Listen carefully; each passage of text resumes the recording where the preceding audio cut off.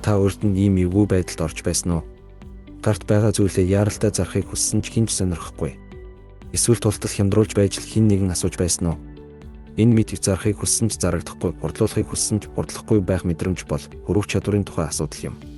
Санхүүгийн ертөнцид хөрвөх чадвар гэж юу вэ? Энэ нь хөрөнгийн үнд мэдэгдэхүйц нөлөө үзүүлэхгүйгээр хурдан арилжаалах чадварыг илэрхийлнэ. Ерөнхийдөө энэ нь арилжааны зардлыг хэмждэг. Хөрвөх чадвар өндөр үед зах зээлийн үнэтэй ойролцоо үнээр богино хугацаанд худалдаж болох бол хөрвөх чадвар бага үед эсрэгээрээ болдог.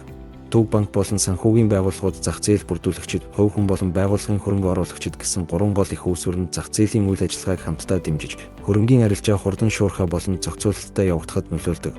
1. Таны зардлыг тодорхойлох хөрвөх чадвар сайн байх тусам худалдан авах үнийн зөрүү багасах бөгөөд та худалдаж авах хугацаа худалдсан ч алдагдал маш бага байдаг.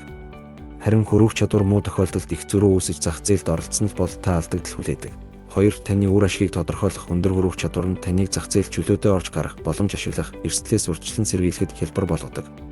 Харин бага хөрвөх чадвартай үед таны зарсан зүйлд худалдан авч олдохгүй, идэвхгүй байдалд орох эрсдэлтэй. 3. Томоохон захиалгын нөлөөллийг тодорхойлох өндөр хөрвөх чадвартай зах зээл томоохон захиалгыг хялбархан шийдвэрлүүлж үнийг тогтвортой байлгадаг. Харин хөрвөх чадвар багатай зах зээлд ганцхан том захиалга үнийг огцом өөрчилж танд өндөр зардал гарна.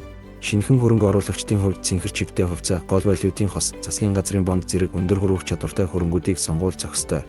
Мэргэжлийн хөрөнгө оруулагчид хөрвөх чадварын хэв маягийг ойлгосноор зах зээлийн өөр нөхцөл байдалд стратегийг уян хатан тохируулахад туслана. Дүгнээд хэлбэл хөрвөх чадварын мөн чанарыг ойлгож мэдсэн нь санхүүгийн зах зээлийн түргэн өөрчлөгдөх нөхцөл байдалд 50 хариу арга хэмжээ авах, тогтвортой урагшлах боломжийг олгох болно. Хөрвөх чадварыг үл тоомсорлох нь мэдэгдэхгүй нимгэн мөсөн дээр арилжаа хийхтэй адил юм.